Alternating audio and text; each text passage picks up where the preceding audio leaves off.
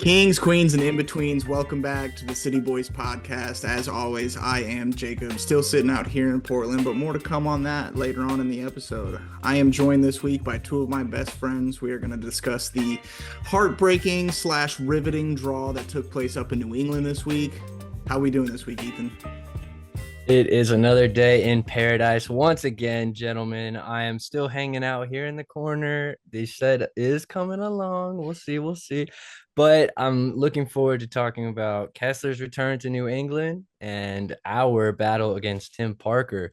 Grayson, what you covering up there, boss? My arms are getting tired. Yeah. Guys, I got Hey, some City Boys merch. I got my hats in. My hats came in and they're really nice quality, y'all. Y'all would look good in them. Just saying, just saying. But yeah, it's a decent week to be back. I got a little couple additions to the room, Ooh, that's so looking good. hey, it's coming along. City Boys on the up. City But Boys on the up. Yeah. Check out in the description. We are going to be running a sale on that merch that Grayson's talking about. It's our last week that we're doing this merch, so check out the sale. It's going to be discounted. Make sure you go pick some stuff up. That's a great way to help support us and keep us doing what we're doing for you guys. With that being said, though, we did have a game this week against New England Revolution. It was not necessarily a must-win game yet, but a win definitely would have gone a long way in our playoff hopes. So, getting into it, Ethan, what did the lineup look like this week? Yes, sir. We had the man between the sticks, of course, Roman Berkey, lining up in a 4-2-3-1 once again, as always. From left to right, our new man at left back, Giannis Horn, gets the start. The Canuck truck, Kyle Hebert, in at center back. Long legs, Henry Kessler in at center back, and Jake Nerwinski retains the starting spot to some controversy. We'll get into it. Edu Lovin and Chris Durkin at the pivot role. Hartel, Toykert, and Vasilev made up our attacking mids to start this game. Simon Betcher leads the line. We did have some notable subs in this game. Thor came on for Indy in the 46th minute, looked to be due to injury. In the 57th minute, Klaus came on for Horn. Definitely a change of shape in that substitution. In the 66th minute, we saw Rasmus Alm come on for Cedric Toykert. And in the 86th minute, we saw Jaden Reed come on for Simon Betcher. Grayson, what did you think of this lineup? yeah, I do like this lineup to start. I do think controversially, Jake Nowitzki did earn his starting spot last week, or at least a shout for that starting spot. I would have loved to see Totland come back in and see what he can do after his week off because Nowitzki did look too great out there this week. He got torn apart, but he was solid last week, so he did earn it. But yeah, other than that, it was good to see some more minutes for Klaus and kind of that impact that he has coming off the bench. But do you guys think that Klaus is going to take the starting lineup from Betcher after Betcher scores again? What do you guys think is going to happen next week? I was actually going to bring up the fact that I think this is the first time we've seen a two striker system work with Klaus up top. We know in the past we've had issues with like the actual production with him and Sam Adeniran, and then last year him and Joe Aquini up top together. I thought this actually worked out pretty well, and it did result in us scoring a goal. So I think it'd be interesting to see what we look like going forward, continuing to try a two striker system. hmm I'd agree with that because I think Gio Kini and Klaus, they were on to something. If they could have had another season together, I think we would have saw the a really good outcome of that. But having uh, Betcher is a similar kind of player, playing style that Giacchini is. So I think Klaus is definitely going to benefit from that. But let's go ahead before we get into our match review.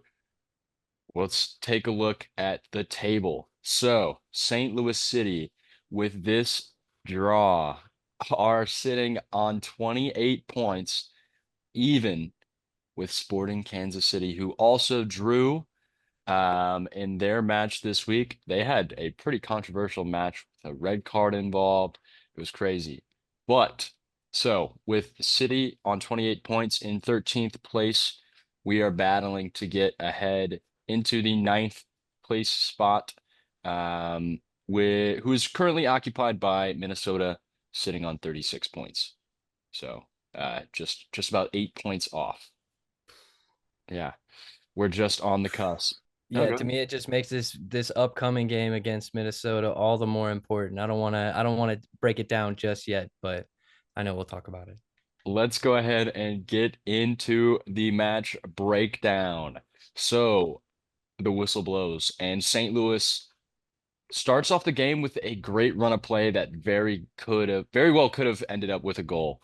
Hartel spots a beautiful darting run through the box, and Leuven finds his feet. Hartel lays it off to an unmasked and unmarked Indiana Vasilev, but his shot goes just wide this time. Ooh, that was a close one. 2 minutes in, Leuven takes a nice shot from distance. It bobbles around, tests the keeper to his bottom left corner, but keeper does scramble and get there. We saw a lot of pot shots from Leuven this week, and I'm just happy to say that they are coming down. They're back on target again. They're not hitting the stands. So hopefully we'll get to see a Leuven banger pretty soon. Skipping ahead, 8th minute, we have a chance with a little bit of foreshadowing here. Hartel takes a corner, uh, comes in for a pretty wide open horn, skips through a couple defenders and smacks it, forces a save out of their keeper. But same identical play, 22nd minute, Hartel hop, skip, and a jump, kicks that corner, looping in and finds the king, Henry Kessler, with a little fadeaway header to the back top corner. Doesn't get much better than that. And he does celebrate against his former team I quite love hard. that he celebrated and then apologized. He Yeah. jumped up, just so excited that I think he got on the score sheet. Honestly, for a second, he might have thought he was a New England player being in Gillette Stadium still, but Yeah. it was electric to see him get on the mark in against his former club. Great stuff. Yeah, I think if he catches any hate from it from New England, just like shut up. He's a center back. He's not supposed to score. He definitely just like did it because he had scored, and then he quickly realized like, oh shit, I've only Mhm. been here for a couple seconds. Mm.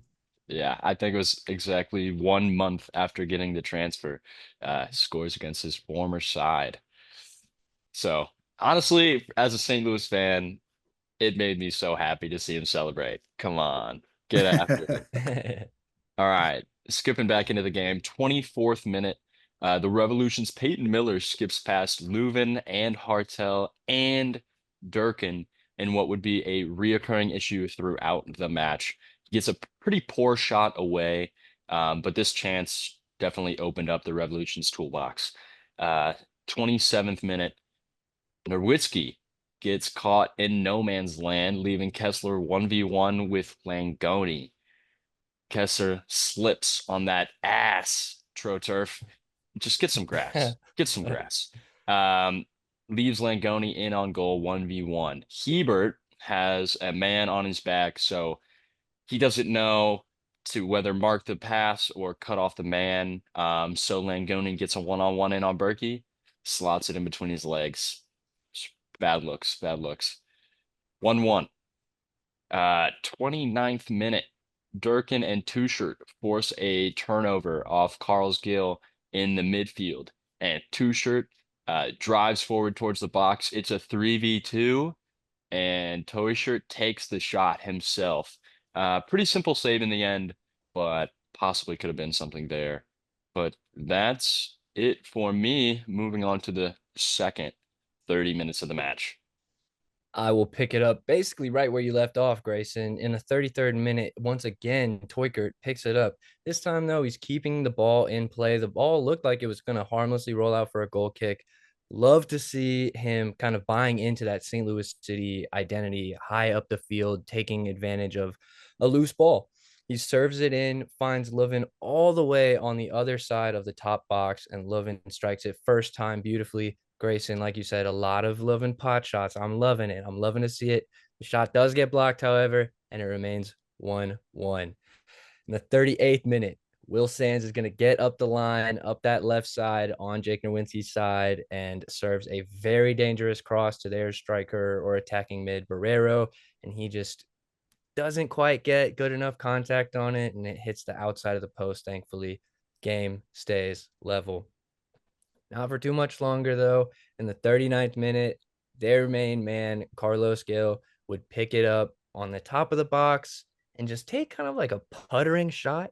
I don't think Berkey thought that it was even going to go into the net. It didn't look like it was going to sneak into the post, but it did. It trickled right onto the inside of that far post, left Berkey on his spot, and brings New England up 5 minutes before half, 2-1.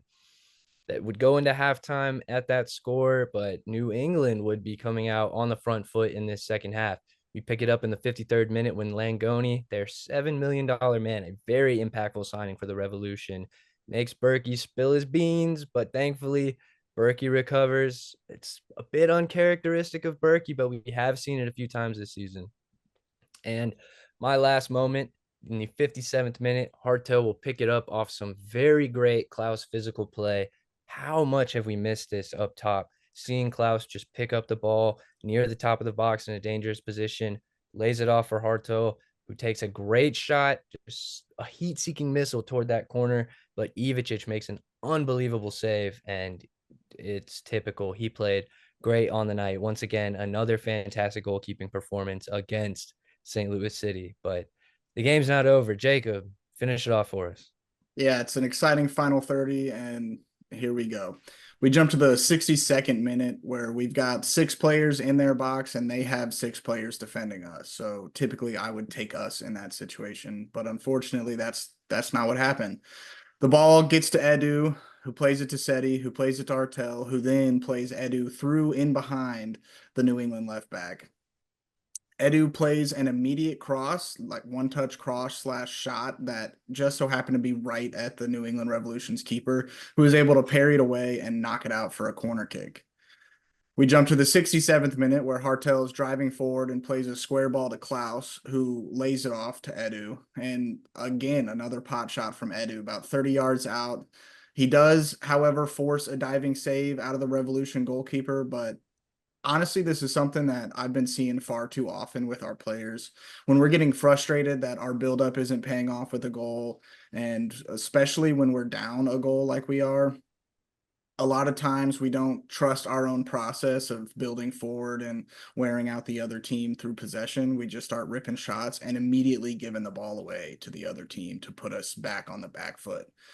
So I'm hoping this is something that we can kind of get rid of. Like, it would be nice to see a worldie every single match, but that's just like, these are low percentage shots that are being taken, and it isn't successful. It's not going to build towards a successful run of play for us. So I kind of want to see us get rid of that in our own philosophies. We're going to jump to 68th minute. Nowinski jumps and wins a header in the New England defensive third, and then Hebert wins the next header in the New England defensive third. And then Thor wins the following header on the top of the box. That's 3 headers back. Somebody settle the fucking ball. He ends up playing Klaus through with that third and final header. Klaus is kind of trying to battle for it, and the ball finds Kessler's feet, who just gets the shot all wrong, ends up hitting it with his toe. It is pouring down rain at this point, so everything's slick, and he just basically shoots the ball wide, but it's not even really a shot. It's like a toe poke pass that ends up being a goal kick. We're going to jump to the 73rd minute where Thor takes the ball off of a New England Revolution attacker. He plays it to Klaus, who turns and drives, plays in Hartel, who's on the left-hand side of the box. Hartel drives, plays the ball back to the top of the 18. Klaus dummies it, leaves it, lets it go past him, and who else but Simon Becker to run onto it and rip a shot into the bottom corner to put City up, or to draw City level 2-2. Now, what I saw here actually took place after the goal. I found this very funny. I have never seen a human being get hugged tighter than Klaus squeezed Simon Becker for that celebration.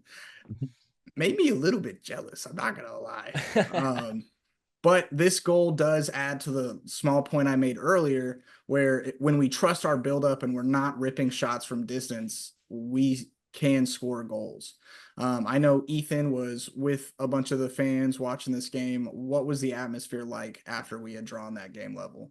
Absolutely electric. High fives all around, literally running around, high fiving other people. There were dogs at the watch party. The dogs are going crazy. The atmosphere there was amazing with maybe 100 people. It was fantastic scenes. At this point, we were almost certain that St. Louis City were going to find a third in this match. Which we almost did. We go to the 79th minute, and there are shouts for a handball in our box on Hebert. And later on, that got VAR checked, and call stood as no handball. Thank God, no handball. And then we go to the 80th minute, where Klaus takes it off of a New England Revolution defender again in their defensive third. He plays in Hartel, who finds a scorching run from Chris Durkin at the top of the box. He lays it off for him, takes a one-time shot, and Durkin just hit it as hard as he could without thought of placement, and it ends up getting saved and parried away by the New England goalkeeper. Yeah, so the goalkeeper is able to block and save it, and Hartel gets on the end of the rebound. And then getting on the end of that rebound, there was a potential foul, and he's able to shoot it and score it near post for us to take the lead only momentarily. But Beautiful finish, by the way. yes, it was. Roof of the net. He is high quality. But the side judge had started to wave his flag for a foul, and so this was a long VAR check for both the foul and the handball. And in watching the game and in watching the replays, I thought the foul was soft, and also it is still a foul. He did go through the back of the player. So it does suck, and I saw a lot of chatter online that like this was the chance that was required for us to win the game. And just in our breakdowns between the two of you, you guys talked about 6 chances that didn't end up becoming a goal. In my own breakdown, we have 4 chances that don't end up becoming a goal. So that's 9 total chances that we missed as a team. To put it all on the side judge and the center ref to call this one a foul and take the win away from us, I think is, I mean, I don't love referees anyways, but I do think that's bullshit. We have to be more, we have to have a higher killer instinct in games that we have to win, and we have to be finishing at least a fraction of these 9-10 chances that we didn't end up putting away. But that was really the last bit of action. Like the whistle blows at 96:05, 6 minutes of stoppage time, game ends in a draw. It did suck to draw this one. This was definitely going to be a momentum shift for us. It could have been our first win on the road of the season to propel us to more wins that we need to have for the rest of the season. But a loss here also ended our chances. So I'm like 50-50 on how I feel. I'd rather look forward to what we have coming rather than be frustrated with getting a point on the road. Looking at this match, I mean, all of us, we all expected a win here. And it just kind of shows that even though we've seen a lot of changes to this STL side, we're still that team that loves to draw. We got to find that killer instinct, like Jacob said, and figure out how to kill off these games, kill them off. Very true. A playoff caliber team gets wins on the road, and that is something that toward the with 6 games remaining, we still have not accomplished this feat in the MLS play. So that's got to change. If it quite literally, if it doesn't, that is going to can our season. And Grayson, I think that's well said. Yeah, despite all the change that we've seen, all the new additions and the new coach, we still are very much a team that has not quite figured out how to finish a win off yet. Yeah, this one's different from the Portland one. Like we at one point we're leading Portland 4-1, and we ended up drawing that game. This one feels a little bit more like an opposite feeling to that game because we were able to come back from being down and secure a point, like a much needed point. Like we lose this game, we just chalk our season. The only other thing I wanted to talk about is as far as like match breakdown goes before we get into our points, the decision to sub Horn out for Klaus up top as opposed to Nerwinski out because Horn and Nerwinski kind of play that same, like, definitely an outside back, but had the ability to play a center back role as well. I would have preferred to have kept Horn out there or sub them both off and put another set of fresh legs at center back as opposed to having Jake Nerwinski out there for the rest of the match.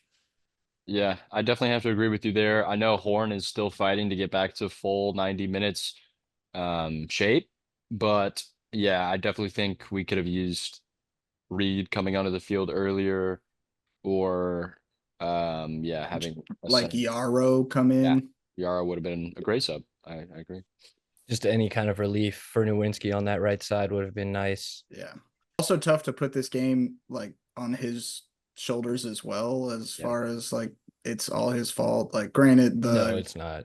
the goal they did score, he did get burned, and then Kessler slips. And like no one online was shouting at Kessler. It was all Jake Nerwinski's washed and he shouldn't have played. Which like before last week, I'm sure our podcast would have been all over that sentiment. And also we can't put it all on him. Like I agree. And if we were in Hackworth's position going into picking this starting 11, I think all three of us would have put Nerwinski up given his good performance against Portland. So, yeah. Yeah, I think Jeremy Paintsel is a higher quality than like all of the attackers for New England. And the Definitely. way he was able to shut him down for 45 minutes would have told me that like he deserves the start here. He just didn't have a good game. And to be fair, I didn't really see a great performance out of like anybody truly notably. I thought Horn did well, but he can't play for 90 minutes. So like that comes with a grain of salt. Another thing that we're like slightly overlooking is that Durkin was playing on Nerwinski's side and still has not quite figured out the discipline of that holding midfielder role. I know when we signed him from DC United, he was more of an attacking minded player, which I still like that he has that quality about him. We saw him combine with Toykert for a good chance. However, it is kind of leaving Lovin out to dry a little bit. And then in a moment where Nerwinski is high up that right side with our attacking fullbacks, and then Kessler gets burnt, it does leave Hebert out to dry. So, yeah, I think there's a lot of accountability that needs to be had, a few adjustments that need to be made, but reasonable adjustments, nothing that is too out of the realm of possibility to get us 3 wins on the road. Yeah. If that's all to be said, then I would be glad to bring us into our 3 points this week, gentlemen. Go for it, brother. And I will be very happy to be talking about what Jacob asked me about earlier, the watch party that took place at Westport Plaza, and really just being a part of the community that is a St. Louis City fan. When we began this podcast in March, that's 6 months ago now, I would have never imagined feeling just such a part of a community of people that has been so welcoming and friendly and talking about so much more than soccer. For example, the Toasted Raviolis got to go out and surprise their 2 kids at their first professional soccer match this week. And that's like a heartwarming story that like was Yeah. bringing tears to my eyes and smiles all weekend, that they had a great time doing that. They got to take a selfie with Joao Klaus. Like, oh my gosh, how cool is that? On top of that, I got to meet and interact with the Fandalorians at Westport Plaza. Definitely want to give a shout out to the Fandalorians. They wear the Boba Fett style helmets at City Park very often. They're some of the most passionate fans that I've seen in person. It was so great interacting with them and just talking about how passionate we are for St. Louis City. And the last thing that I want to mention is that I was fortunate enough to also pick up a copy of Year One from the author himself, Dave Lange.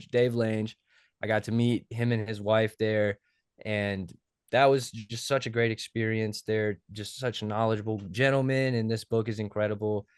Being a part of this St. Louis City community, though, is just something that I never would have imagined a year ago, 2 years ago, when we didn't even have an MLS club. And to be a part of the City Boys with some of my best friends and meeting new people through the game and the club that we love, it's just amazing. And so I did want to be sentimental for my point and just give a big shout out to the whole community, whether it's St. Louis City Views, whether it's Citizens, whether everyone that we've met, no Goal Patrol, the Soccer Zombie, like the list goes on. It's insane saying it out loud. So just wanted to say thank you to everyone for being so welcoming and for having us as a part of this community. Yeah, I definitely have to echo that sentiment every time I go to the city games and see all the different supporters groups and see how passionate and excited everyone is for the game. It's hard not to get hyped, get excited to see some city soccer. I mean, come on. It's a beautiful thing. It's a beautiful thing. Yeah, extremely well said, Ethan, and echoes all around. It is like when we started this, it was like we talked ball anyways through text, but this was like going to be like a fun little side project that we got to do, whether anybody watched it or not. It was going to be fun to like go back and look at it.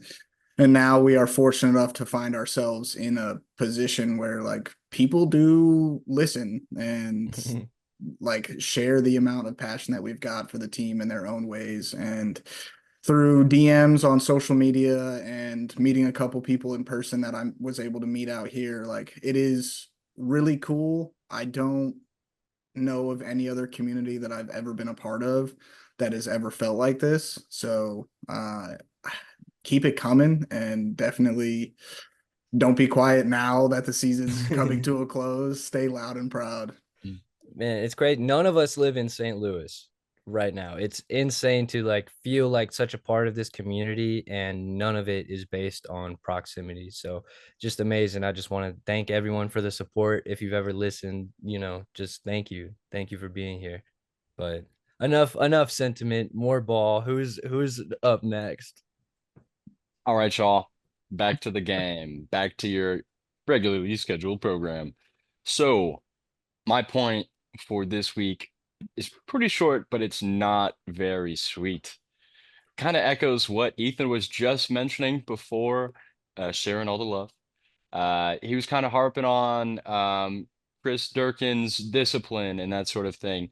So I think it's clear that St. Louis has changed quite a bit. We are a much better team, but we still find the same old issues tearing us apart week in and week out. And that is our positioning in transition. Um, and that's been plaguing us all season. I mean, it goes back to the Portland 4-4 last week, and it goes back even further to 4 goals we conceded at Colorado Rapids. Mm. Goes back to the 8 goals we conceded in 2 matches versus Vancouver. We keep getting caught in transition.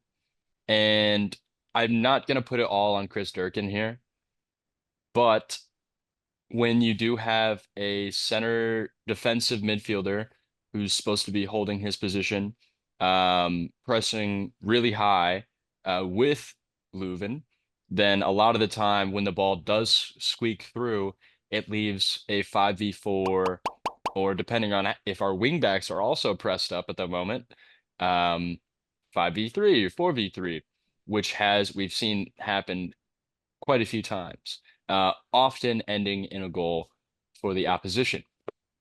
So yeah, we need to become more disciplined because we allow the opposition to drive at our back line so often. We have so much space in between the midfield and the defense. I know it was mentioned a bunch of times during the match uh, by the announcers, and they also called Durkin getting pulled out of position. They also called that pre-match too. So I can't remember who was spitting this week in the announcing booth for Apple TV, but they were going crazy on predictions. Uh, Taylor Twellman. He's been it on was that all it was year. Taylor Twellman. It totally was Taylor Twellman just calling the shots. And I know he's from St. Louis and he's always uber critical of St. Louis City. And Yeah. a lot of the time he is correct. Yeah. Even though as much as I do hate him sometimes. Just Um, pessimistically correct. I hate to say it. You hate to yeah. love him, but yeah, he is right about 90% of the time. He knows ball. Surprise. Ex-professional soccer player knows ball. Yeah. And I personally just jump in, hot take. I rate Taylor Twellman as a commentator. Yeah. I rate him. But either way, to what I was saying, St. Louis City, if we can find some discipline in our positioning, um, possibly if we could see a coaching change fix that issue. Just a lot more discipline in our positioning and where we're located around the field, we can see the dividends of our work finally start to pay off. And hey, we got a long ride to the end of the season. A lot of games that we can experiment in and try to fix these issues. But we got to stay disciplined and get ready for the end of the year. But yeah, we got a long ride to the end of the season. And I think Jacob is going to be our little tour guide and kind of show us how we can finish this tumultuous journey on top.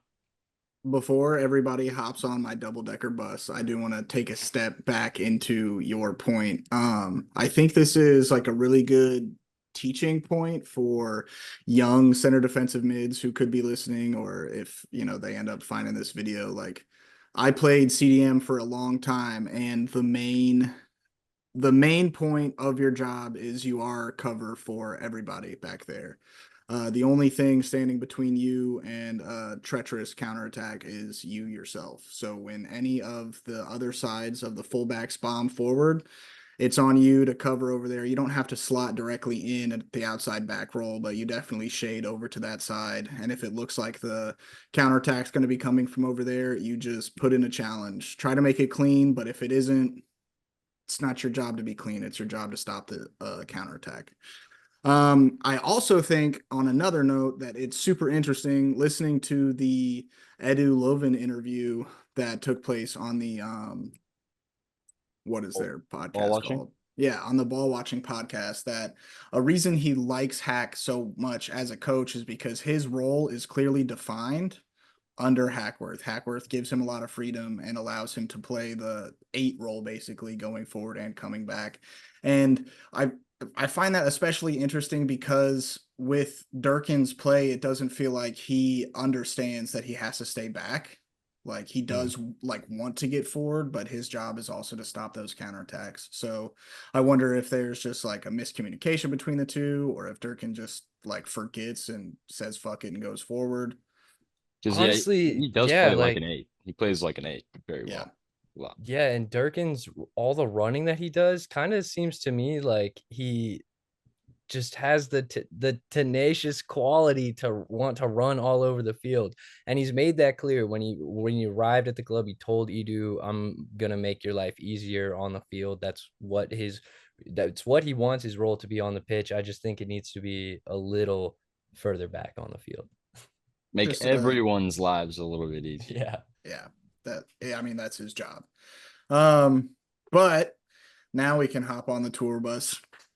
My point this week is that it is technically not mathematically over for the rest of the season, but we're also no longer in charge of our own destiny. We have talked about this before. We could only afford to drop points in one game.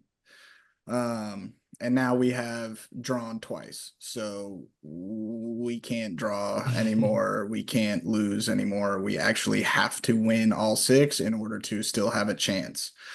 We need to also watch the results of the following teams: Portland, Minnesota, FC Dallas, Austin, and Sporting KC. And I threw in here potentially Houston. I included 3 teams who are already like in the playoffs or in those playoff spots, being Houston, Minnesota, and Portland. Because if they lose games, then the bar that we need to reach gets a little bit closer and a little bit easier. But if they continue to win and win out, then the bar is just going to be way too high for us. We do still have 2 matches against Minnesota coming up. The one that we're going to preview here in a little bit is at home, and then we do play them away to end out the season. So there's 6 points that we could bring them down, but if those teams up above us but underneath them also win, then it's going to be a struggle. Yeah, the LAFC game I picked out a couple weeks ago as a game that we could potentially lose and be okay if we lost. Now at this point, we can't lose to them, and we also play them on the road. So prior to that, we need to figure out how to win on the road, and we need to put that knowledge into beating them. We will play San Jose on the road 2 weeks before we end up playing them on the road. We have to win against San Jose on the road and use that knowledge to propel us to win out the rest of the season. We have to go 6 for 6, which is something we haven't done since we went 5 for 5 to start off our team's year last year.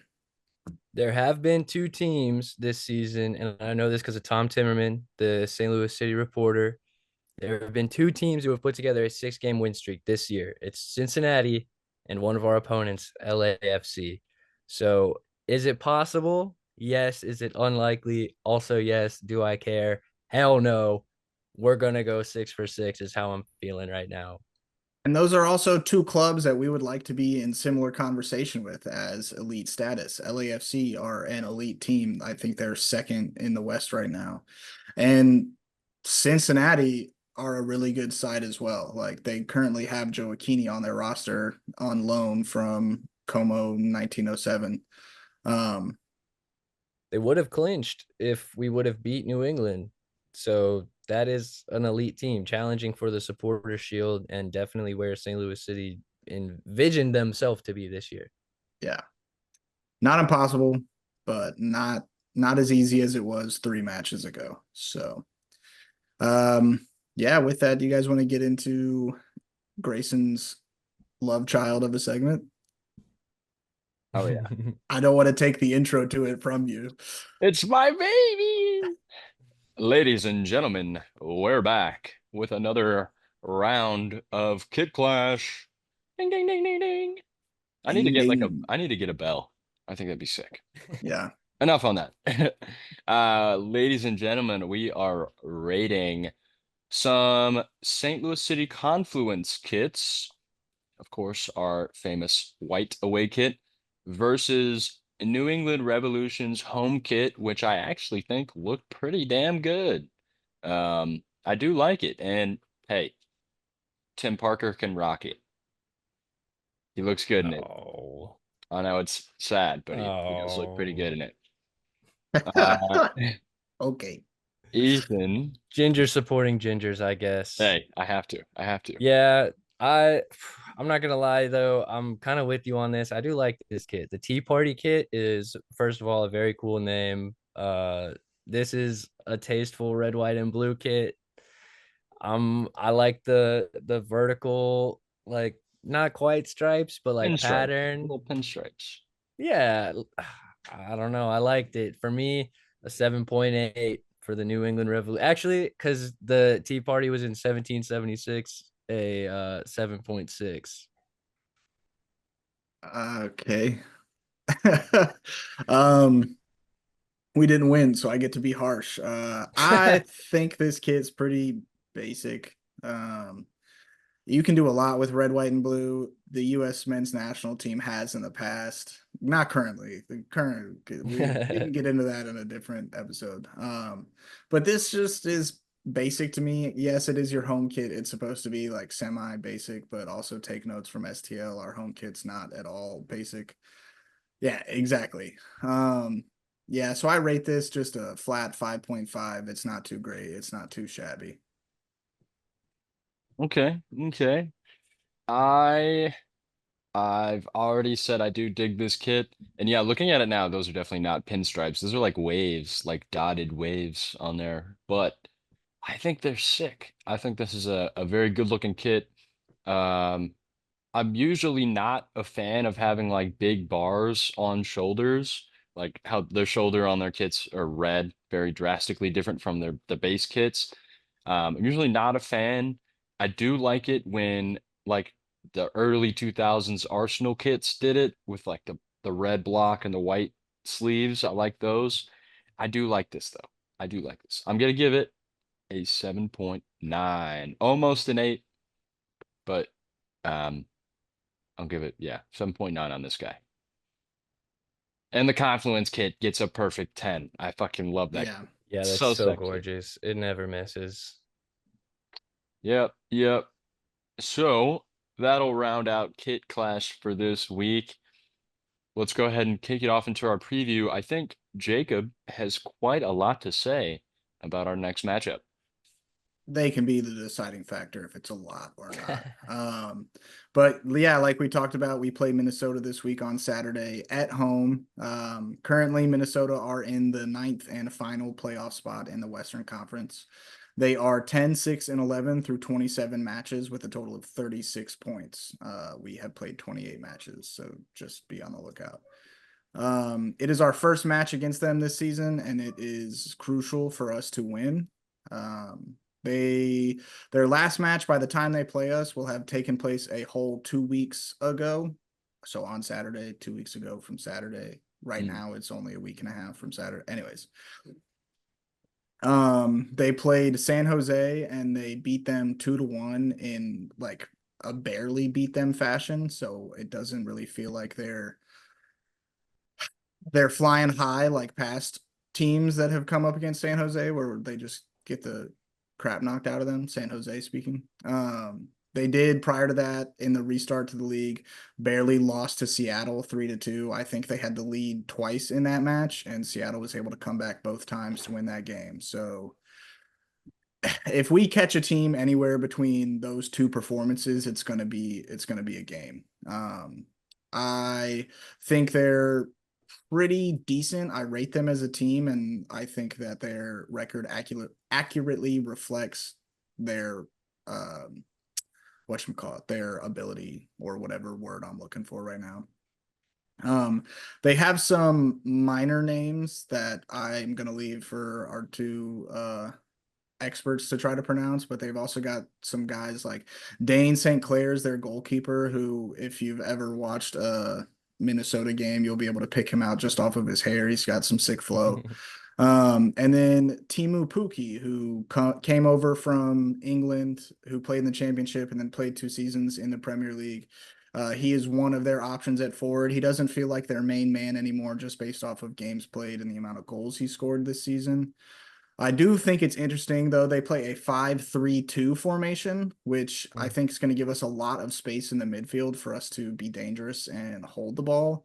However, with 5 at the back, it's going to get really, really like clogged in their box and in their defensive third. So we are probably going to struggle to find the back of the net. And they also play a very quick and direct counter attack type philosophy, very similar to Vancouver Whitecap, where it's just quick over the top balls trying to get in behind our back line.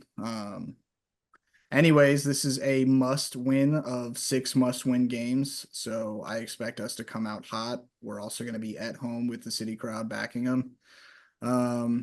Yeah, I'm gonna wait to do my prediction. I want to hear what you guys have to say. So let's start with you, Ethan. What do you make of this Minnesota team?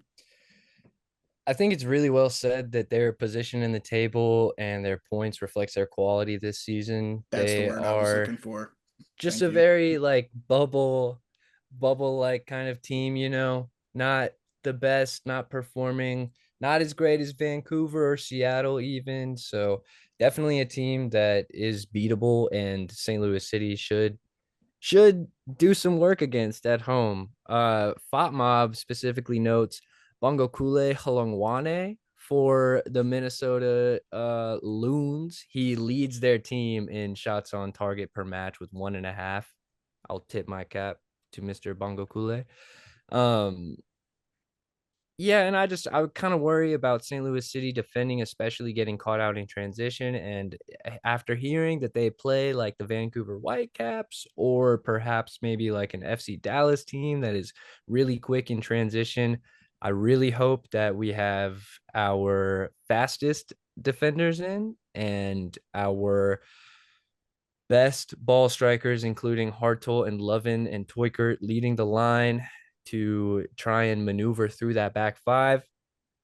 For me, I'm going to take a low scoring 1-0 victory and hope that we keep our first clean sheet in 11 matches.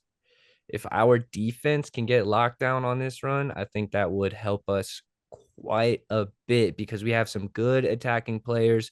on Minnesota and some good attacking players that we're going to have to contain in order to get these wins. So 1-0 for me to score Simon Betcher. He's going to keep it up. 1-0, Simon says. Grayson, what about you? What do you think? All right, so I do think this is going to be a very interesting matchup, for sure. I definitely rate us a little bit higher in quality than where we sit in the table. So the table doesn't always speak the truth.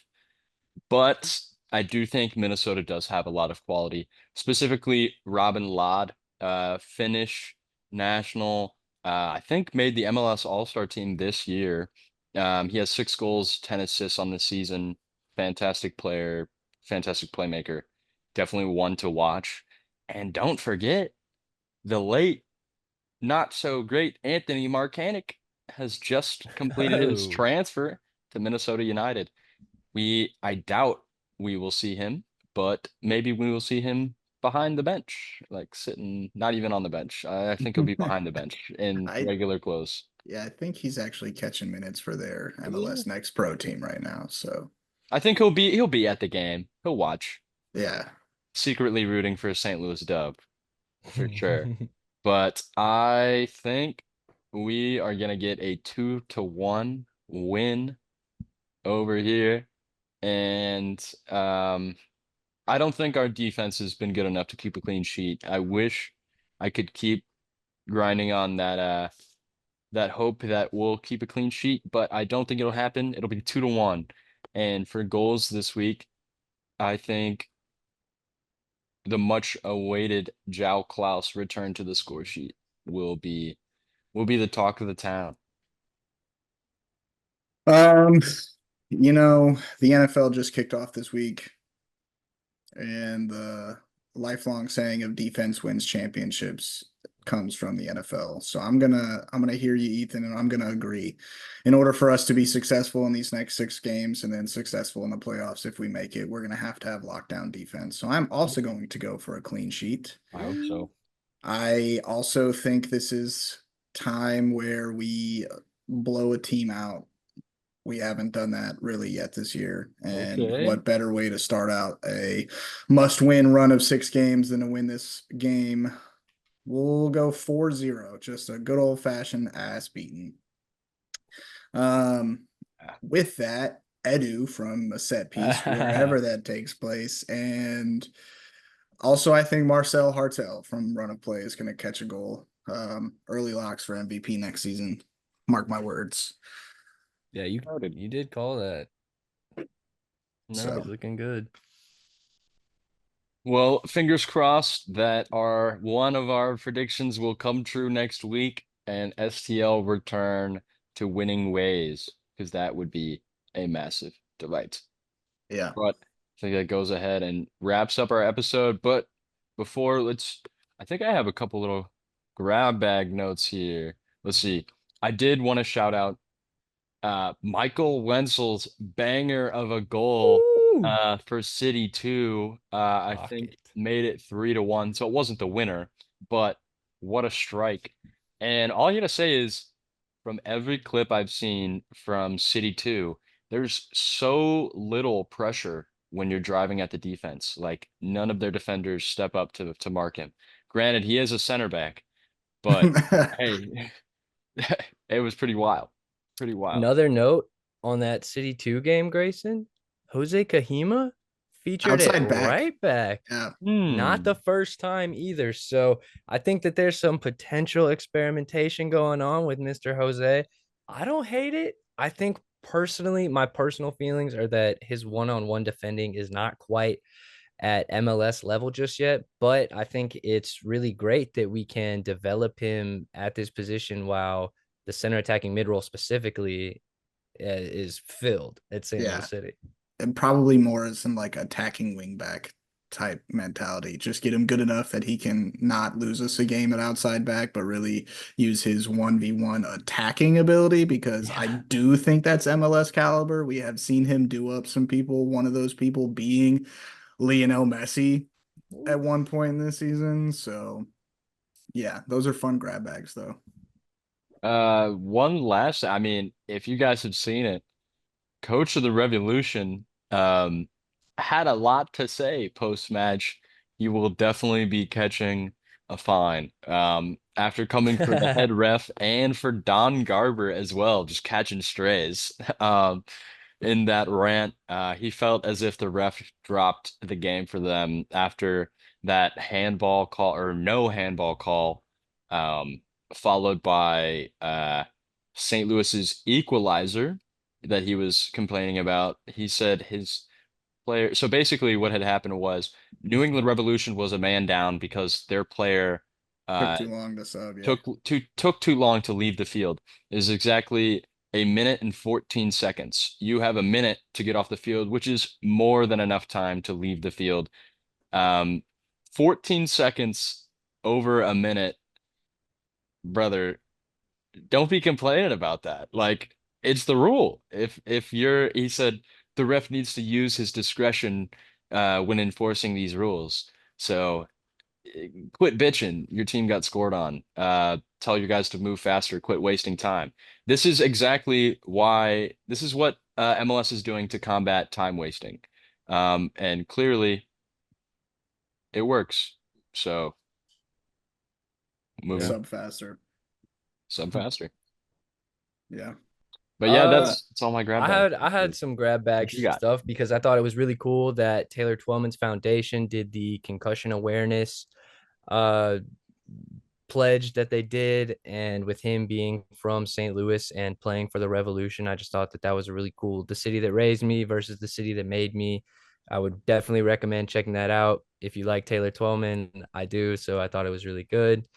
What else? Simon Betcher had family in attendance from Brooklyn, and that was really cool to see him up in the stands taking pictures with family. I think he's been getting a lot of support since arriving in St. Louis City, so that's been really, really awesome to see. And I think that's it for me. Other than, yeah, just I already talked all about the Westport Plaza watch parties, so yeah, that's all I got for this week, gentlemen.